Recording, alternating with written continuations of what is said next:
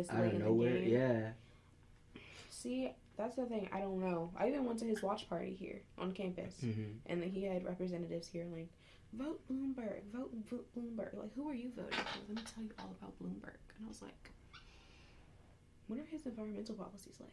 That's literally what I said. And the lady was like, oh, he's been doing amazing things. He's been doing great. And I was like what?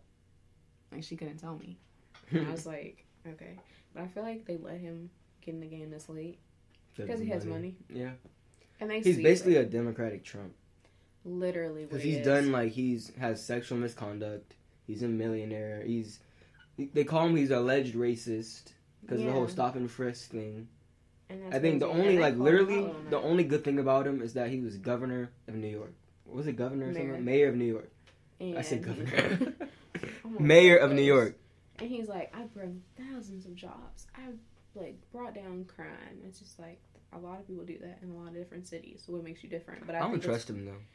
I really don't trust him because I was watching the debate when Elizabeth Warren got on his ass. And he you're racist. Yo, and he couldn't even he couldn't say anything. He was like stuck. Like he was like, it's a non-disclosure agreement. I can't say anything. And then he was saying like he was willing to like open those non-disclosure agreements. Yeah, and then she said something like, well, you can say how many people there were, and he was like, there was a number and we're gonna move on. I was like, what the? I was like, yo, nobody else saw his eyes be all shifty. He was like he was scared because he's never had anyone come against him like that. Like talk, If he's probably surprised a woman is like right. Like if I'm a billionaire, no offense, like you're not about to come at me and he's I'm gonna care. That is so true. That's the same reason why so many like celebrities end up in deep shit. Yeah, it's because if you have that much money, why are you gonna care if someone below you thinks? Literally. Like, it's a sad way to think, but it's true. Like, if you disagree with me, I'm just gonna fire you. Yeah, or I'm just not gonna care because your tax bracket and my tax bracket is different.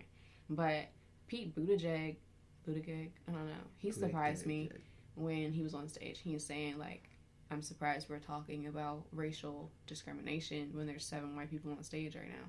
Yeah, that's 6 or 7. That's straight up savage. And it's like, I was glad that he said that because it's like, it's true. That's true. And he's like the last. He's the last like, cause he's the gay one, right? Yeah. So he's like the last like minority up there. You know what I mean? On stage, all the it's like if he were to get kicked out, then I'd really be like, all right, America, y'all tripping. To be honest, because what else is on stage? You got like 2 white women. Okay, one was a lawyer. They're both, What's the other one's name besides Elizabeth? Klobuchar. I don't like her. I'm not I haven't thought too much into her. Like I'm not really a fan. She hasn't given me anything. She seems very Klobuchar. Like she seems annoying. Like when I was watching her on stage, I feel like all she wanted to do was pick fights. But every time she tried to say something, somebody would speak over her, and she didn't continue. It's like if you want to be my president, I'm gonna need you to be able to fire back because Donald Trump is gonna interrupt you. Yeah. And he's not. You can't just let him speak. And that's why you gotta be Elizabeth. Like at all. He got Miss Klobuchar, Klob. I am Mr. Orange. Like you know what I mean? Like you can't just let him do that. You gotta like what are you talking about, Agent Orange? Like hello. Like, and the only person I feel like that's gonna be able to do that, like talk over Trump, is like Warren, because she's not gonna handle anybody's shit. She's gonna be like, no. Literally. Like, I'm not gonna let you stand here and talk to me like this and tell me like what's wrong. I know what's wrong. Literally. But I think Bernie would try, and then Bernie would be like, you know what? Whatever. You just finish. Whatever you're doing. Whatever. We're gonna get jobs and healthcare. That's it. And then walk out. Free education. Like literally. Free education. You know what I've been seeing a lot? I've been seeing people posting this picture of like saying Bernie's a scam. Saying like he's saying all this healthcare and raising our minimum wage, but we're not gonna be making anything, or I don't know. I saw some weird. I don't know. See, I'm gonna look it up right now because I have to really like go deep into this election again because I really fell off. Only because like I don't know. It's like all over the place at this point. It's like they're gonna say whatever they feel like they need to say to win. Bernie, like, of course, he has the black vote 100%, and that's only because he's like he knows we want free education. Well, I'm not gonna say we because I'm not a fan of free education. It's crazy, but he knows. I'm like in the middle. Yeah, I'm in the middle because it could cause bad. I wrote a paper on it too. But intellectual. Yeah, but he knows like he's gonna get a black vote if he talks about education, lowering costs and stuff like that, and then his background, like he's walked in marches and stuff like this. Yeah, he has the pictures to be like, and people always like, "Oh, Bernie been with us. He can be at the barbecue." Blah, blah, yeah, blah, blah. He knew what he was doing, but then again, that could be him as a person, so he knows he's gonna get that. That's actually what I like about him. Yeah, and I respect him for that. Warren, but they've all come up with like an environmental plan. Warren has like really talked about hers, and I'm just like I'm torn between you. But then again, I'm like Biden. You've been in the office, but Biden, I'm not sure about you. Biden, because he doesn't know. Like he says, like he feels like he had like I forgot which debate it was after they were talking to him. He feels like he has the black vote. I don't, and that's because he was on Obama's team. Yeah, with Obama. But he be saying like little things underneath his breath, like boy, and like you can't be calling people boy and stuff. And I'm just like Biden. I'm not sure. Like you were in office. Yeah, you were vice president, but I'm not sure yet. I don't think he's it. Bloomberg. You just got money, and I don't know how I feel about the whole stop and frisk thing. Like that's racist. Yeah, I don't support him at all. And with Biden, what bothers me is that I feel like his age is getting to him a little bit. I've noticed that on stage. Yeah. Like he'll be absent-minded. But I know he has a speech impediment. Mm-hmm. So sometimes it's like, is that his age or is that because he has a lifelong struggle with stuttering? So then it's like, all right, is that age or that? But he's also very stuck in the past. Like you can tell sometimes with things he says. Yeah. My only worry about Biden is that America might go for Biden because we have Trump now. So they might want to have a political figure that's not too far left. Yeah. Who's like kind of that old Democrat who's pretty much a moderate. Yeah. Or we might go like super radical and just like balance the scales and like let's go Warren or Bernie and not take let's go Bernie because Bernie's probably more radical than he's a socialist. So, total socialist. So it's like Bernie or Trump or Bernie or Biden, but at the same time I want Warren. So I don't know. Yeah. I'm stuck because part of me wants Warren. And Bernie, but I've heard Bernie say some prejudice things. Yeah. Or somebody, what wasn't prejudice? I just got rubbed the wrong way. Someone asked him about reparations, and he was saying like, reparations should be for everybody, like Mexican people and black people, and it's like. And that goes to show like they're gonna say whatever to get whoever's voted. Pretty much. That's why they started saying people of color. Like they stopped. Like every time a black person got killed, they stopped saying young black teen got killed. They started saying person of color or people of color because they already like it's more politically correct, and you can include more people if you say people of color. Like now it's not just black. You're yellow, brown, blue. It's like you're the whole color box. And now if you say people of color. To be honest. And I don't know. Warren, she just spoke to me with her environmental policies. That's the only thing that matters to me. That's honestly. All that matters. Because that's the only thing that matters. Like literally, is the environment. If you don't fight for the environment at this point, nobody's gonna care if you're president. Pretty much. What are you doing? Pretty much.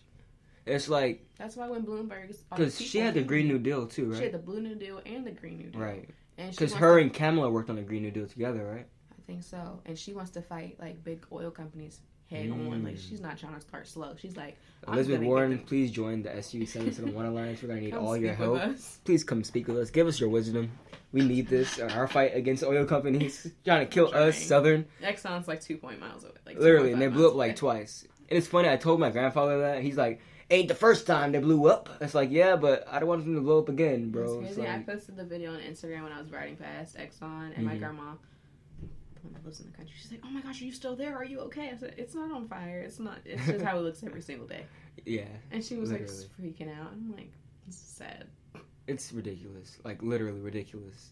And I had something else I was going to say. But my funny bone. God, that hurt.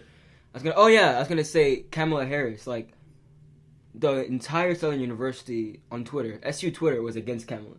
And I feel like I was the only one who actually liked Kamala. I didn't know too much about her, but I went to a pre-law meeting, and we had an attorney speak. And she was a black attorney. Mm-hmm. Well, and she was a prosecutor. Mm-hmm. And a lot of people don't understand. Like, I didn't really think too much into it. She was like, a lot of people don't like black prosecutors because we're the ones putting the law against another black person. People. And that's what Kamala was, and she brought up the example. Doing her job. Yeah, and she was like, you can't be mad at a black person sending another black person in jail. Because at the end of the day, we're like doing the right thing and getting people that really don't need to be outside it's in like, jail. Like, not everything's about race, y'all. It's like they're doing their job. Right. Like, if you're a murderer, like if you're out here like just killing people, of course I'm gonna put you in jail. I don't care if we both black and I'm on your side. Like, if you're wrong, you're wrong. Yeah, it like goes down to show like like you said, not everything is about race. Like, yeah, I'm for Black people, but I'm not going to, like, put you, like not put the law against you because you're Black. Or risk my career. Yeah, and my reputation, and just because you're Black. That's what I feel like a lot of people didn't understand. Like, Kamala, like, yeah, she was a Black prosecutor, but and they were calling her a coon and everything. But what I don't like about it is because, so she did that. She's a prosecutor, but when she became a senator, she had so many laws helping Black people, taking them out of jail and rehabilitating them into society, and passing all these. I won't say amazing laws or wonderful laws, but okay laws, you know what I mean? And it's like, people like to focus on the bad so much and like to focus on the past, but they never want to talk about what's happening now. It's like Snoop Dogg was on Red Table Talk, and I watched it. And Jada, I'm sorry, but I'm not going to speak slow. I'm not going to understand. Sorry, I'm not going to. I was like, no, you're not making any sense. You're just talking slow. You're just speaking slow and putting your hands on the table trying to make me understand. And I was watching it, and Jada's mom, Gammy, was like, but Snoop, like, you say you don't want to call girls bitches and hoes anymore, and you say you stopped, but on your latest album, you went back to calling them bitches and hoes. And he's like, yeah, but, I did a whole gospel album, like an entire album that was clean, and y'all didn't say a thing about that. And I was like, you know what, Snoop, you're right. You tried to be good. You tried to make, like, a change in your life. Cared. And ain't nobody cared. Like, they didn't give you a Grammy for that. They didn't do nothing. But the minute I call it they actually made fun of him for it. But the minute I call someone a bitch, y'all want to call me out, but y'all didn't even promote my gospel album. Like, the Black, I'm gonna call y'all out now, Black community, the Black diaspora, y'all judgmental. Like, yo. Judgmental, and then y'all don't. Black community. And then y'all don't support Twitter, either. Like, y'all don't support, and then y'all don't do the research yourselves on anything. You know what they say? If you want to hide something from a Black person, hide it in a book. And that shit is still true today. Y'all aren't gonna look up anything.